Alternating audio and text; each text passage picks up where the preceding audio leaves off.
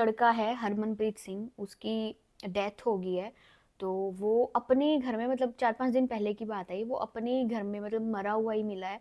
तो जब डॉक्टर वगैरह ने चेक वगैरह किया, सारी चीज़ें चेकआउट की, तो उससे पता चला कि उसके दिमाग की नस फट चुकी है। दिमाग की नस फटने की वजह से ही उसकी डेथ हुई है। तो अभी पिछले कुछ टाइम से बहुत ज़्यादा यही वाले केसेस आ रहे हैं कि दिमाग की नस फटने से डेथ हो रही है, ब्रेन हेमरेज हो गया, एकदम से दिमाग की नस फट रही है। क्यों इतनी ज़्यादा ये चीज़ें हो रही है? देखो, पहली तो चीज़ कि स्ट्रेस का किसी को रीज़न नहीं पता कि वो किस चीज़ का स्ट्रेस ले रहा था, या फिर क्या रीज़न क्या था उसके दिमाग की नस फटने का, ऐसी क्या चीज़ें थी। इमिग्रेशन की हालत, इमिग्रेशन के रूल्स, इमिग्रेशन की टेंशन, पीआर की टेंशन, काम की टेंशन, पैसे फाइनेंस की टेंशन, सबको पता है यहाँ पे कितनी ज़्यादा चली हुई है। अब वो किस किस चीज़ के बारे में इतना ज़्यादा सोच रहा था? मेन जो उसकी बहन थी, वो कोरोना में मर गई थी।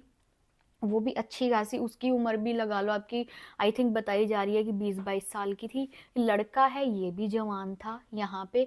अब एक सोचो कि एक घर में से उसकी बहन भी चली गई, एक घर में से उसका भाई भी चला गया। अब माँ बाप के पास क्या बचता है? कुछ भी नहीं बचता है ना। अब ये चीज़ है कि अगर हम, कोई भी इंडियन है, अगर कोई भी इंडियन यहाँ पे परेशान है, स्ट्रेस में है, किसी भी चीज़ की टेंशन ले रहा है कि यार ये काम नहीं बन रहा, तो ये मत सोचो कि आपकी कोई यहाँ पे हेल्प करेगा, आपको कोई समझाएगा, आपको कोई बोलेगा कि हो जाएगा ठीक, कोई बात नहीं। हर कोई यहाँ पे अपने ही उसमें चला हुआ है, हर किसी के अंदर अपनी ही जलन भरी हुई है। अरे जब अपने ही लोग दूसरे देश में, आप ये सोचो कि अब दूसरे देश में जब अपने ही लोग काम नहीं आ रहे, तो हम किसी कनेडियन से या फिर हम किसी और से क्या उम्मीद लगा के बैठ सकते हैं यहाँ पे? इस चीज़ को लेके मेरे अंदर, खुद के अंदर इतना ज़्यादा गुस्सा है, इतनी ज़्यादा वो है नहीं कि क्यों क्यों है यहाँ पे लोग ऐसे। अब इस चीज़ से ना बहुत सारे इंडियंस रिलेट कर पाएंगे कि ये चीज़ होती है। बहुत सारे लोगों को मैंने ये देखा है कि अगर कोई न्यू स्टूडेंट आता है और वो काम फाइंड करने के लिए किसी भी स्टोर पे जाता है, टीम पे जाता है, मैकडी में जाता है, बर्गर किंग, वॉट, ठीक है, वहाँ पे जब वो अपना रिज्यूमे देने जाता है और इमेजिन कि आगे इंडियन ही खड़ा है, मोस्टली इंडियन ही काम करते हैं ऐसी जगह पे, और इमेजिन कि वहाँ पे इंडियन खड़ा है, वो आपको रिज्यूमे देगा। वो, मैंने अपनी आंखों से, बिल्कुल स्टार्टिंग की बात है, मैंने अपनी आंखों से देखा, मैं वहाँ पे बैठ के कुछ खा रही थी, टिम की बात है, मैं कुछ खा रही थी, एक लड़का रिज्यूमे दे के गया उस इंडियन लड़के को, उसने पूछा पहले मैनेजर है, उसने कहा कोई मैनेजर अभी नहीं है, और वो चला गया, तो अब नेक्स्ट ही आएगा, ठीक है। तो उसने कहा कि मेरे रिज्यूमे मैनेजर को दे देना, या जो भी उसने कहा, मेरे को अच्छे से सुनाई नहीं दे रहा था।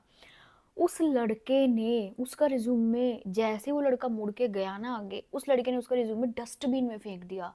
Can you imagine this? मतलब मैं उस टाइम पे, मैं कुछ खा रही थी, मैं ऐसे ही ऐसे रह गई थी, मतलब ये क्या था?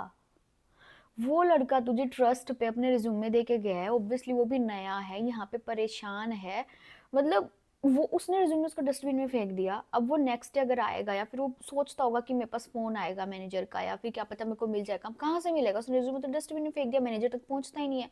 उसके बाद धीरे धीरे मुझे चीज़ें पता चलनी स्टार्ट हुई, लोगों से भी सुनी कि यहाँ पे इंडियंस ऐसे ही करते हैं, सब नहीं है, लेकिन 70 to 80% ऐसे ही हैं। और जितने भी लोग ये वीडियोस देख रहे हैं, अगर कनाडा में रहते हैं, तो हर कोई मेरी इस बात से रिलेट करेगा, हर कोई मेरी इस बात से एग्री करेगा कि यहाँ पे इंडियन ही एक दूसरे को देख के खुश नहीं है। तो इस देश में आओ ना, तो अपनी मेंटेलिटी ऐसी बना के आओ कि कोई आपका ध्यान रखने वाला नहीं है, कोई आपका नहीं है, कोई भी। मैं तो कहती हूँ यहाँ पे दोस्त बनाओ ना, तो सिर्फ हाँ भी बात कर ली और क्या हाल चाल है, बस। ना तो अपनी कोई पर्सनल जानकारी दो, क्योंकि वो ही आपकी जानकारी एक दिन मिसयूज करेगा और आपको फंसा देगा, या फिर कुछ ना कुछ आपके अगेंस्ट में यूज करेगा।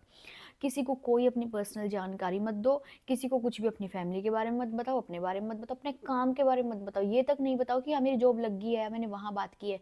मत बताओ, क्यों बताना है आपको? अपने घर बताओ, फोन करके बात खत्म हुई। ये चीज क्यों है? चेंज होनी चाहिए, जबकि अपने अंदर ना ये आना चाहिए कि यार ये इंडियन है, भाई हम एक ही देश के लोग हैं, तो हमें एक दूसरे की मदद करनी चाहिए, खुश होना चाहिए। बल्कि इंडियन इंडियन को देख के खुश होता है, मैं बड़ी खुश होती हूँ भाई।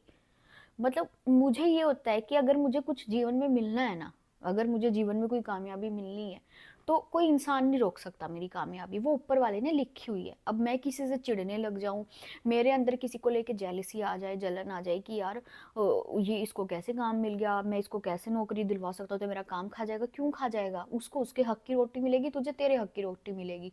फिर क्यों इतनी जलन है यार? कि क्या, कहाँ लेके जाएंगे इस जलन को? मतलब मैं ये सोचती हूँ कि जितने भी, अभी इस साल का क्या आया हुआ है कि बहुत सारे स्टूडेंट्स का वर्क परमिट एक्सपायर होने वाला है, ठीक है, बहुत सारे स्टूडेंट्स इंडिया वापस जाएंगे। तो मेरे को इतना ज़्यादा दुख होता है, मतलब मेरे को ये होता है कि यार किसी के बच्चे के माँ बाप ने 20-25 लाख रुपए लगा के भेजे, उस माँ बाप ने कैसे एडजस्ट किए होंगे, कैसे मैनेज करके अपने बच्चे को भेजा होगा, फिर पता चले कि उसका कुछ भी नहीं बना, वापस इंडिया आ गया। भाई सबको PR मिले, सबकी लाइफ सेट हो, ये सोच होनी चाहिए। पर पता नहीं क्या ये ऐसे कैसे कर गया है, और इतनी कुछ नहीं कह सकती मैं।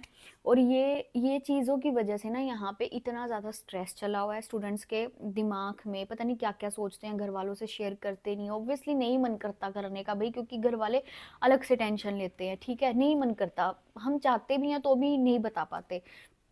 तो जितना हो सके स्ट्रेस कम लो, क्योंकि आपकी किस्मत में जो है ना वो आपसे कोई नहीं छीन सकता। बस इस बात पे बिलीव करके और अपना ऑनेस्टी के साथ काम करते चलो, चाहे आप कहीं भी हो, अपनी ईमानदारी से अपना काम करो, किसी का दिल मत दुखाओ, किसी के बारे में गलत मत सोचो, जो अपना काम है अपने से मतलब रखो, बस कोई जलन जेलिसी गुस्सा खुंदक कुछ भी नहीं रखना, कुछ भी नहीं रखना, अपने काम से मतलब बस। और इतना ज़्यादा स्ट्रेस चला हुआ है इस टाइम, हर रोज़ कहीं ना कहीं से आ रहा है, उसको हार्ट अटैक आ गया, उसकी सिर की नस फट गई, सिर की नस फटने वाला तो अब पिछले कुछ महीनों से बहुत ज़्यादा चला हुआ है, बहुत ज़्यादा, ऐसा लगता है कि ट्रेंड चल पड़ा है इस चीज़ का, कि उसकी डेथ हुई, कैसे हुई यार, सर की नस फट गई, ब्रेन हैमरेज हो गया एकदम से, मतलब अब दिमाग से रिलेटेड चीज़ें हो रही, क्योंकि हम इतना ज़्यादा सोचने लगे हैं, इतना ज़्यादा स्ट्रेस लेने लगे हैं कि क्या करेगी, दिमाग की नस फटेगी एक दिन। तो इतना स्ट्रेस मत लो, अगर आपकी किस्मत में वो होगा तो आपको ज़रूर मिलेगा, बस। तो बस आई होप कि उसकी फैमिली ठीक रहे, वो जहाँ भी है उसके सोल को बस अच्छे से शांति मिले, सब कुछ अच्छा रहे, उसके माँ बाप ठीक हो जाएं। वो उनका दर्द कोई नहीं समझ सकता, बस उनको शक्ति दे सकता है भगवान की, भाई इस चीज़ को एक्सेप्ट करने की शक्ति दे। तो चलो फिर मिलती हूँ नेक्स्ट वीडियो में।